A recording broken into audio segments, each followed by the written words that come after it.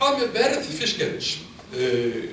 Ég lýsti því að einingaverð færi yfirleitt upp undir kvótakerfinu vegna betri gæða og betri aðlögunar framboðs að eftirspurn. Og þetta þróunin í Íslandi frá árinu 1993.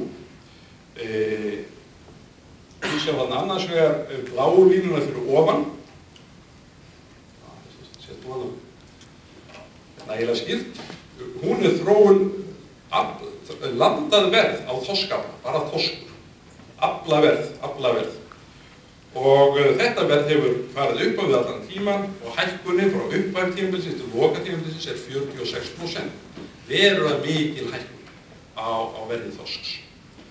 Ef við lítum á botnfisk til útflutnings og þetta raunverð, þetta hækkunin raunverð, tek það fram. Ef þið lítið á rauðu bugðuna og þá það hækkun á útflutningsverði botnfisks mælt í Special Troy Rates sem vegið meðtala helstu gjaldmiðlum heimsins.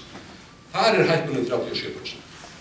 Ég átti með að sjálfsögða því að þetta ekki staðfesting á því að gæði og betri aðlögun af aflaframboði, að eftirspurn eða mörkuðum sé ástæðan fyrir þessu, það er margt annað sem kemur inn í myndina.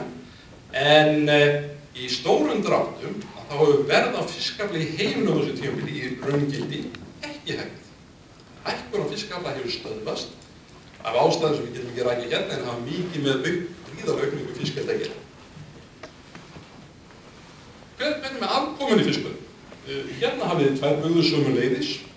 Þar sem afkomunni mæld í 100 hlutum af veltu, rauðabugðan eiginlega það sem kallast EBITDA, það þessi hagnaði fyrir fjármagnskostnað og skatta. Og þið sjáu það fram til 1984 en þá var fyrsta stóra skrefið stigið í þróun kvótakerfisins. Þá var þessi afkoma EBITDA eiginlega mjög lág, var svona milli 5 og 10% en hefur hækkað allar hlutum síðan. Við leikum að segja hjarta þétt en það eru sveiflur í hlutunum, gengisskráning hefur hérna ákveðin áhrif, verðsveiflur á sjávarafla á heimsmarkaði og aðrar aðstæður. En það er greinilegur trend upp á við. Ef þið lítið á bláu bugðuna sem eiginlega hagnaður fyrir skatta, að þá eiginlega þróunin ennþá dramatískari.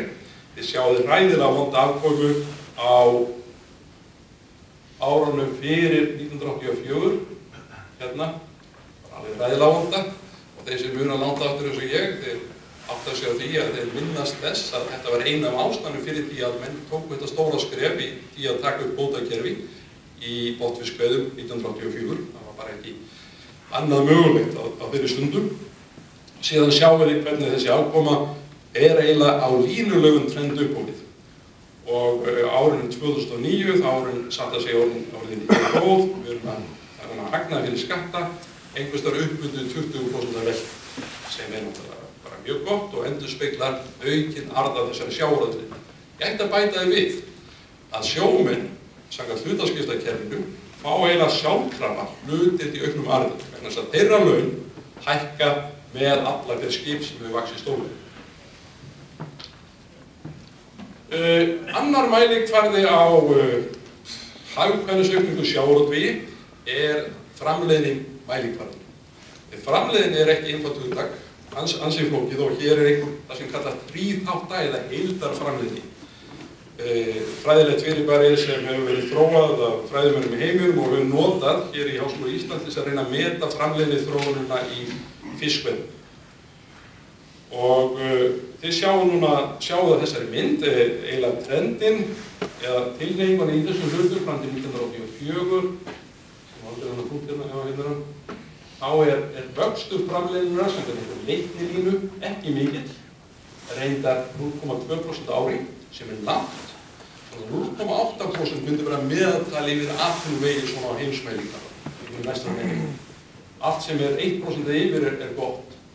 Frá 1984 og fram til 1991, þegar stórt skref stigið í þróun kvótakerfisins, var framleiðniaukningin 5,6%. Frá 1991 til 2007, síðasta árið sem við höfum getað reiknað, þá framleiðniaukningin 1,9%. Sem sagt, gríðarleg framleiðniaukning í sjávarútvegi eftir að kvótakerfið hefur innleitt sig. Og það staðfestir það sem aðrar þjóðir hafa séð og kenningar þetta efni. Hinn líffræðilega árangur. hann heldur ekki neitt þess að rópa húrra fyrir á Íslandi, en þó svona í öllum aðalatriðum rétt átt.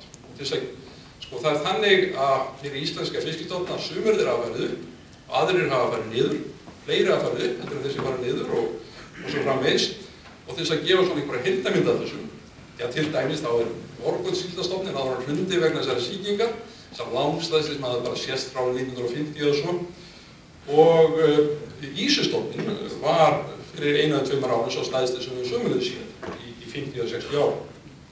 Á meðan þorskstofninn liggur í láginni og aðrir stofnar hafa jafnvel farið niður og þeir sem kannski ekki meira á þetta stofn.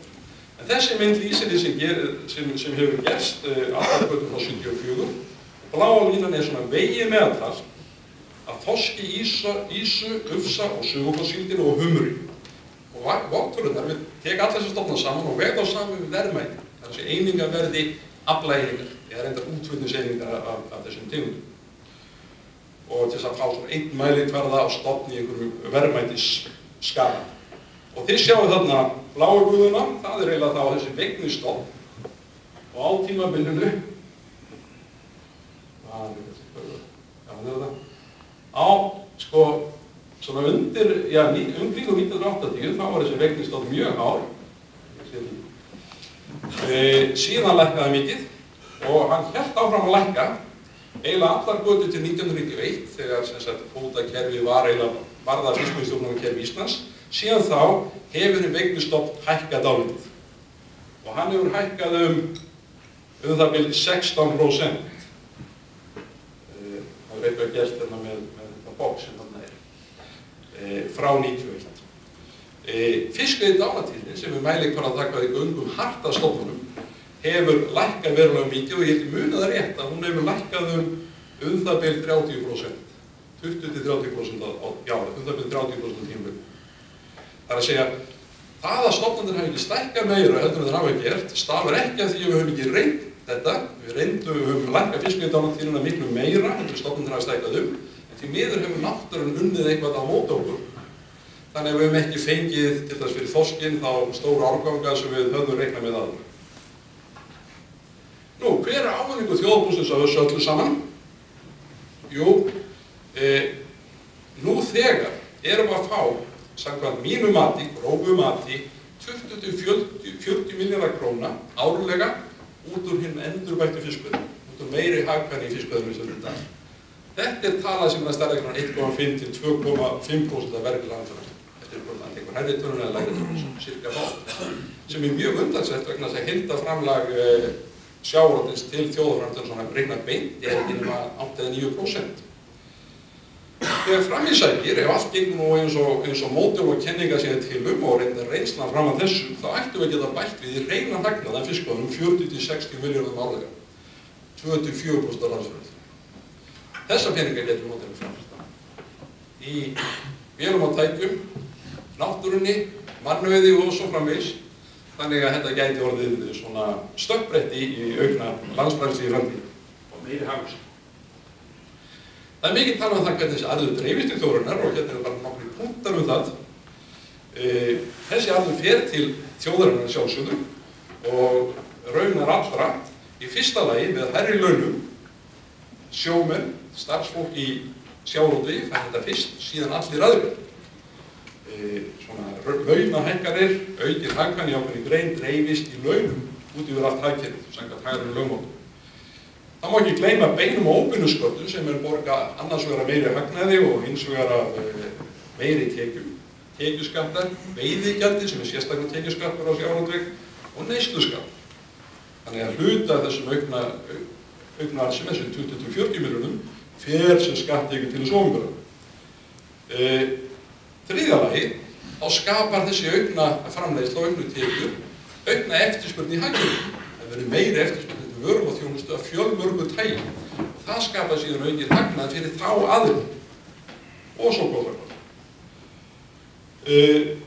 Nýjar fjárfestingar, hluti af hagnaðinum fer í fjárfestingar í sjávarútvegi og í öðrum atvinnuvegum og hugsanlega tengdum atvinnuvegum, kannski öðrum atvinnuvegum sem væntanlega og vonandi skila góðum arði til framtíðar og það kannski ekki tekist neitt sérstaklega vel með það á undanförnum árum.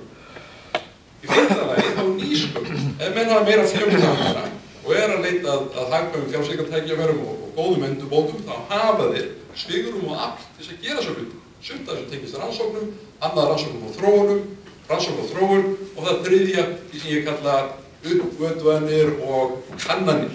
Það er að segja nýsköpun, raunveruleg nýsköpun, nýir atvinnuvegir, nýir auðlindir og svo framvegis. Með þessum hætti, og kannski mörgum öðrum, þá fer þessi efnahagslega ávinningur sem myndast í sjávarútvegi út allt hagkerfið.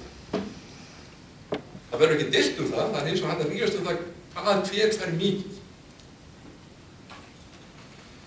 Kvótakerfið að sjálfsögðu forsendan fyrir þessari hagkvæmni. Án kvótakerfisins myndum við ekki hafa neitt, rétt eins og höfðum fyrir dag kvótakerfisins, nánast ekki neitt út úr sjávarútvegi. Allt sem rýrir kvótaréttindin dregur úr hagkvæmni þessa kerfis. Það bara járnlögmál sem við komumst ekki framhjá. Lækkar framlag sjávarútvegsins til þjóðarbúskapurins og grefur þar með undan efnahag þjóðarinnar. Öruggar og varanlegar aflaheimildir skapa langtíma hugsunarhátt þeirra sem eru með þessar aflaheimildir í höndunum og eiga í þeim, skapa hvata til þess að byggja fiskistofna, til þess að vera með hagkvæma nýtingu og verndun lífríkisins, skynsamlegar langtíma fjárfestingar, þróun og uppbyggingu markaða sem alveg rosalega stórt atriði í íslensku sjávarútvegi. Við fáum meiri peninga fyrir okkar sjávarafurðir heldur flestar okkar samkeppnisþjóðum vegna þess að við byggjum markaða. Allir einhverju rekstri vita það. Stóra atriði í því að hækka verðmætið, því að magnið fast og bundið, að þróa markaðinn og efla það og bæta það á þannig herra verð. Miklu herra verð. Hagkvæmar rannsóknir og þróun. Það getur ég tala ekki bara rannsóknir og þróun, hagkvæmar rannsóknir og þróun. Þetta ekki ákvörða það sem Ísland þarf á þessum krepputíma?